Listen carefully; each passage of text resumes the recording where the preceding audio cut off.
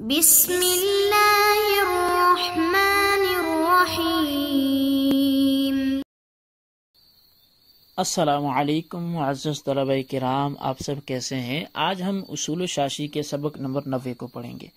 آج کے سبق کا عنوان ہے امر کا بیان۔ آج کے سبق میں ہم امر کے حوالے سے کچھ تعریف پر بحث کریں گے۔ آئیے سب سے پہلے عبارت پڑھتے ہیں، اس کا ترجمہ کرنے کے بعد باقاعدہ وضاحت کی طرف بڑھتے ہیں۔ مصنف علیہ رحمہ نئی فصل کا آغاز کرتے ہوئے لکھتے ہیں فصل فی الامر۔ آئیے اس عبارت کا ترجمہ کرتے ہیں۔ فصل فی الامر، یہ فصل امر کے بیان میں ہے۔ الامر فی اللغت قول القائل لغیرہ افعل۔ امر کا لغوی معنی یہ ہے کہ قائل کا اپنے غیر سے افعل کہنا۔ وفی الشرع تصرف الزام الفعل علی الغیر، اور شرعی معنی اس کا یہ ہے کہ تصرف کرنا فعل کے لازم کرنے کا غیر پر، یعنی شرع میں دوسرے پر کسی کام کے لازم کرنے کا نام امر ہے۔ یہ ہماری عبارت اور اس کا ترجمہ تھا۔ اب آئیے اس کی وضاحت کی طرف پڑھتے ہیں۔ در حقیقت امر کی مباحث کو 5 عنوانات سے محفوظ کیا جا سکتا ہے، اور ان مباحث کو 5 عنوانات سے محفوظ کر کے ہم آسانی سے اس کے مفہوم کو سمجھ سکتے ہیں۔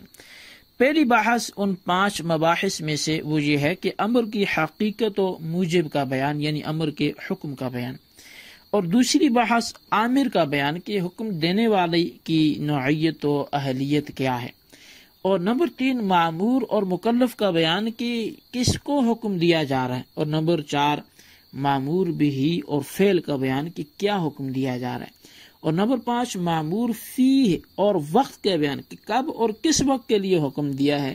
تو لہٰذا مصنف نے ان 5 چیزوں کو 6 فصلوں میں بیان کیا ہے۔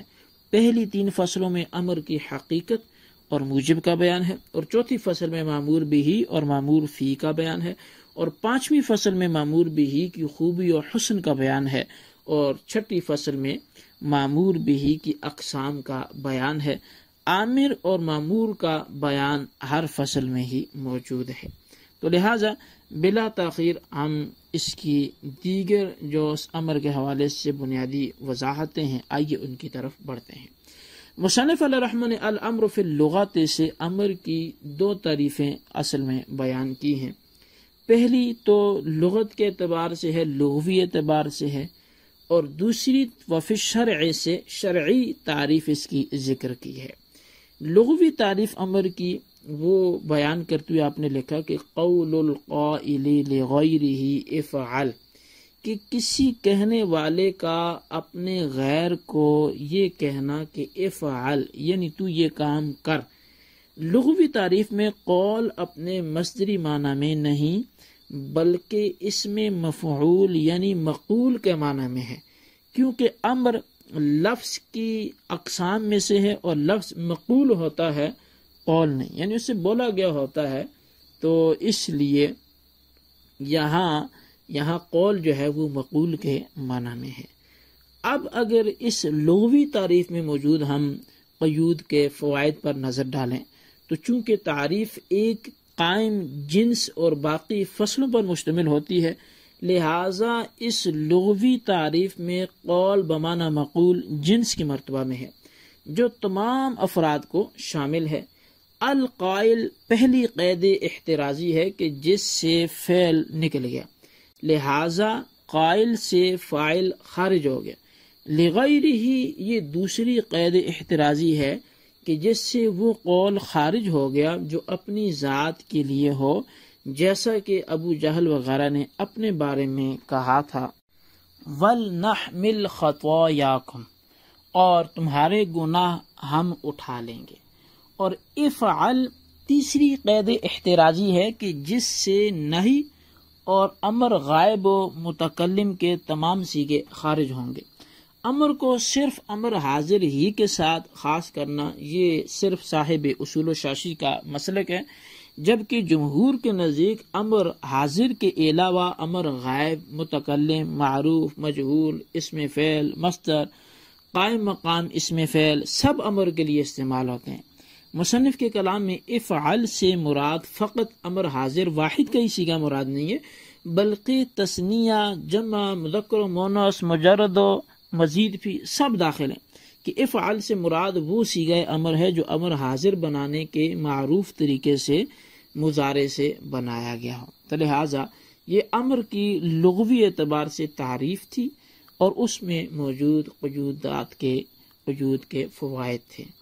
اب امر کی شرعی تعریف کی طرف بڑھیں تو آپ نے لکھا کہ تصرف الزام الفعل علی الغیر، امر دوسرے پر عمل کو لازم کرنے کا نام ہے۔ امر کی شرعی تعریف میں تصرف کی الزام کی طرف جو اضافت ہے یہ اضافت بیانیہ ہے کہ دونوں سے مراد ایک ہی ہے، وہ لازم کرنا ہے۔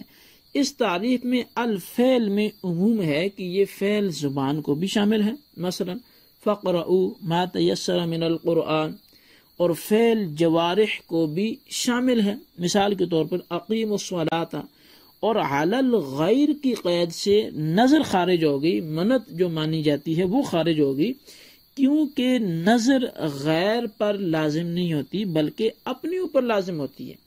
امر کی شرعی تعریف پر یہ ایک اعتراض بھی وارد ہوتا ہے کہ اگر کسی شخص نے اپنے تابعدار غلام سے یہ بول دیا وجبت علیک ان تفعل کذا، کہ میں نے تجھ پر لازم کر دیا کہ تو یہ کام کرے، تو دیکھیے کہ یہاں غلام پر کام کرنا ضروری ہوا مگر یہاں امر تو نہیں ہے، یہاں افعال کا صیغہ تو نہیں ہے، یہاں امر حاضر کا کوئی صیغہ تو موجود نہیں ہے، یا امر غائب کے بھی جمہور کے نزدیک ہو تو کوئی صیغہ تو موجود نہیں ہے، اس کے باوجود اس پر یہ حکم لازم کیوں ہوا؟ تو اس کے جواب سے پہلے ایک تمہیدی مقدمہ سمجھنا وہ ضروری سمجھتا ہوں تاکہ جواب سمجھنے میں آسانی ہو۔ تمہیدی مقدمہ یہ ہے کہ یہ بات سب کے نزدیک مسلمہ ہے کہ مجازی معنی میں حقیقی معنی کا لحاظ ہوتا ہے، اسی طرح لغوی معنی شرعی معنی میں ملحوظ ہوتا ہے، اس کا لحاظ ہوتا ہے۔ تمہیدی مقدمہ کے بعد جواب یہ ہوگا کہ شرعی تعریف میں الزام فعل سے مطلقاً فعل لازم کرنا مراد نہیں بلکہ صیغہ افعال کے ذریعے لازم کرنا مراد ہے۔ جو افعال لغوی معنی میں مذکور تھا وہی افعال شرعی معنی میں بھی ملحوظ ہوگا، لہٰذا جو فعل افعال کے غیر سے لازم کیا گیا ہوگا اس کو امر نہیں کہا جائے گا۔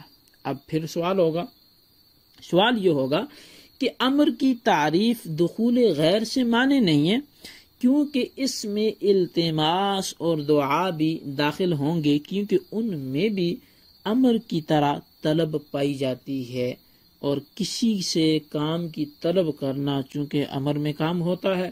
اب دعا ہو، التماس ہو، چونکہ ان میں بھی یہ بات موجود ہے تو یہ بھی امر کی تعریف میں شامل ہو جائیں گے، تو گویا امر کی تعریف دخول غیر سے معنی نہیں ہے کہ غیر چیزیں اس میں داخل ہو رہی ہیں۔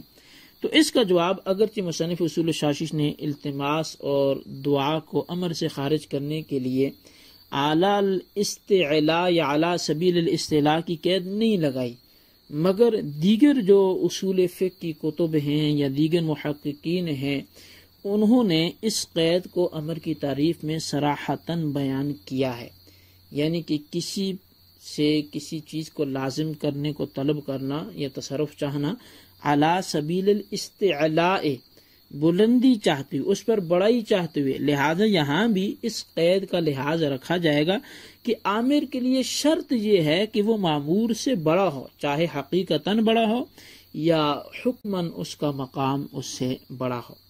اب سوال پیدا ہوگا کہ پھر امر، التماس اور دعا وغیرہ میں فرق کیا رہے گا؟ تو ان کے درمیان فرق یہ ہے کہ امر میں طلب فعل محل استعلاء ہوتی ہے، یعنی فعل کی طلب بھی ہوتی ہے لیکن جو امر ہوتا ہے وہ شان میں، وہ عزت و آبرو میں یا وہ مقام میں دوسرے سے بڑا ہوتا ہے، اور التماس میں طلب فعل مع التساوی ہے، یعنی کہ فعل کی طلب تو ہے لیکن مقام برابری کا ہے، جبکہ دعا میں طلب فعل مع الخضوع ہے کہ طلب فعل تو ہے لیکن ساتھ عاجزی ہے، گڑ گڑا کے گویا ایک ریکویسٹ کی جا رہی ہے، عرضی پیش کی جا رہی ہے۔